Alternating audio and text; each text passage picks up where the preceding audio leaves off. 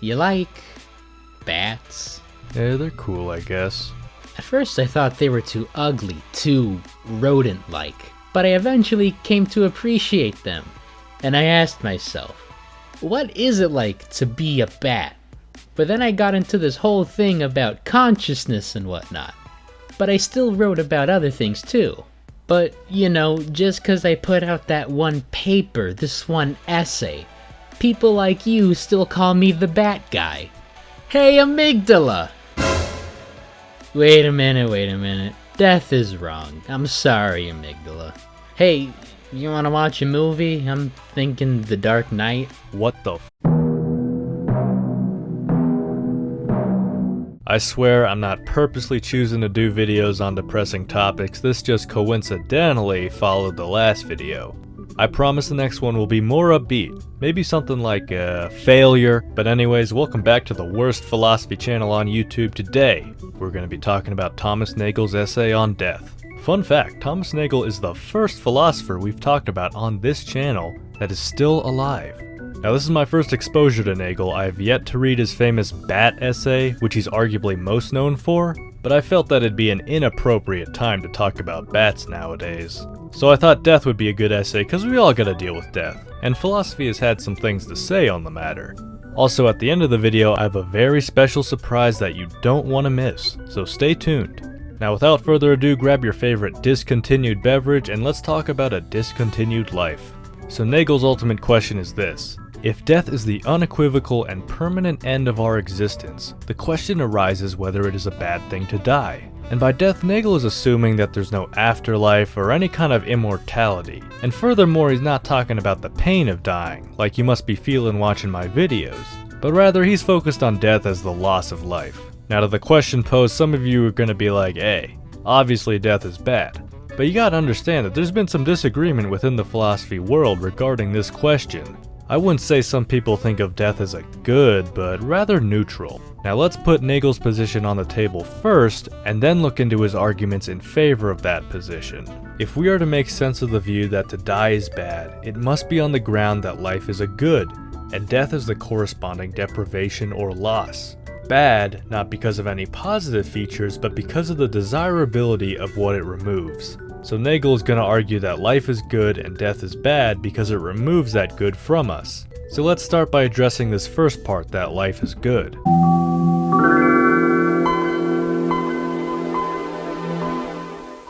So this is a very complicated position to take because of the variety of life, and it's only a small part of this already short essay, so it's not greatly dealt with. So Nagel argues that if you strip away the unique good and bad things that happen to one's life, you're left with bare life that in itself is good. The situation is roughly this. There are elements which, if added to one's experience, make life better. There are other elements which, if added to one's experience, make life worse. But what remains when these are set aside is not merely neutral, it is emphatically positive. Therefore, life is worth living even when the bad elements of experience are plentiful and the good ones too meager to outweigh the bad ones on their own.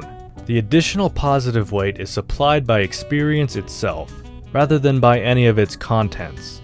Now Nagel doesn't talk much about why or how this bare life is good, but he does give some examples. These include things like perception, desire, activity, and thought, things that are constitutive of human life, as he says. I have two questions though regarding this argument. One, is desire really a good? I mean, the other examples Nagel listed are still on trial as well, but desire really sticks out.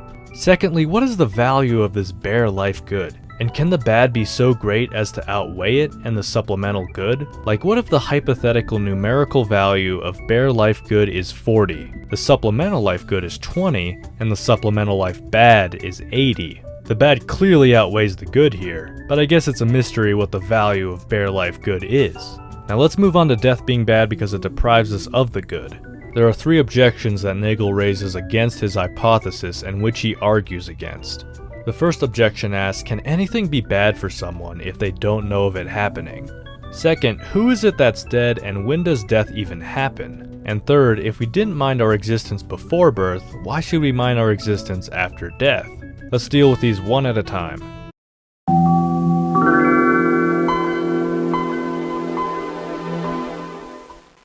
So obviously, as we're alive right now, when we think about death, we get a negative feeling. But this won't be the case after we die. Heck, we won't even know that we're dead or even had a life. Nagel repeats that common remark that what you don't know can't hurt you. But there are examples of this that might rub us the wrong way. Cheating, for instance. Suppose a spouse cheats on their partner, but the partner doesn't know of it. Or maybe there's some people talking bad about you behind your back. Now, some people say that only by discovering these things, and the pain that it causes is the bad. But this begs the question of why the discovery of that thing would be bad. Nagel wants us to entertain the idea that good and bad befalling a person shouldn't only be concerned with that person's state of mind. It therefore seems to me worth exploring the position that most good and ill fortune has as its subject a person identified by his history and his possibilities, rather than merely by his categorical state of the moment. Nagel then hits us with an interesting thought experiment. Suppose an intelligent person receives a brain injury that reduces him to the mental condition of a contented infant, and that such desire as remains to him can be satisfied by a custodian, so that he is free from care. Now, the infant doesn't mind his condition, so it's not so much the infant that is unfortunate. Rather, it is the intelligent adult who has been forced into the infant that is the one worthy of pity. This is separate from the whole mind state standard to determine what's good or bad for a person. And if you think about it, this hypothetical is very similar to death. The dead person doesn't mind death, but if we consider the person they were and the person they could be now, then that's a whole nother story. A man's life includes much that does not take place within the boundaries of his body and his mind. And whatever happens to him can include much that does not take place within the boundaries of his life. These boundaries are commonly crossed by the misfortunes of being deceived or despised or betrayed. A man is the subject of good and evil as much because he has hopes which may or may not be fulfilled, or possibilities which may or may not be realized, as because of his capacity to suffer and enjoy. If death is an evil, it must be accounted for in these terms, and the impossibility of locating it within life should not trouble us. This actually connects very well to objection 2, so let's move there.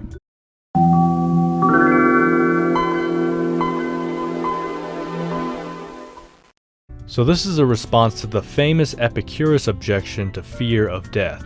If I'm alive, then death isn't here, and if I'm dead, then there is no I anymore to be concerned with death. So essentially, there's a question of the subject of death. Nagel responds, when a man dies, we are left with his corpse. And while a corpse can suffer the kind of mishap that might occur to an article of furniture, it is not a suitable object for pity. The man, however, is. He has lost his life, and if he had not died, he would have continued to live it, and to possess whatever good there is in living. So this connects back to the first point, separating the idea of a person from just their body and mind, but also their history and possibility. If I die after uploading this video, my mind may not exist anymore. Well, my brain might. But my possibility in life is also what dies, as well as my history, but that doesn't seem as important as my lost possibility. I don't know, I could have traveled, met new people, made more videos. I could have scored a date with Caitlin Dever. Hey, come on guys, I'm serious, I'm not that ugly. Alright, so let's move on to the last objection here before I make this video any more cringier than it needs to be.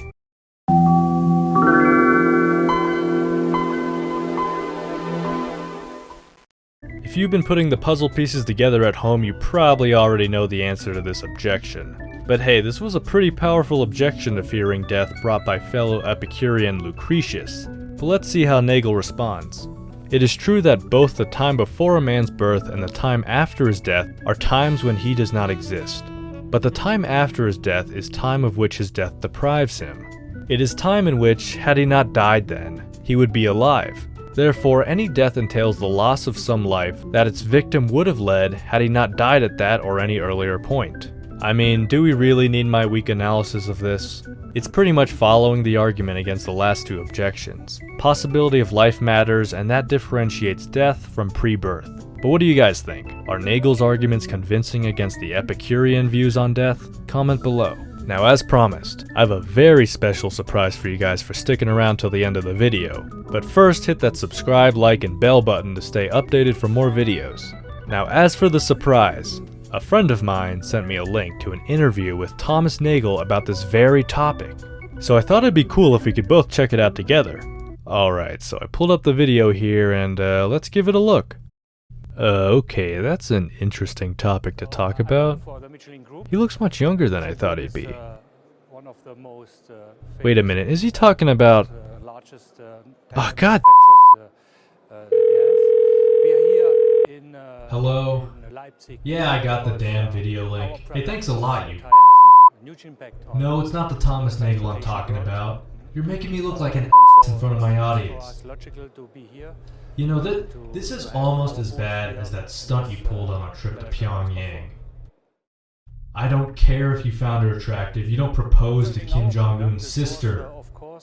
Yes, I'm afraid of her.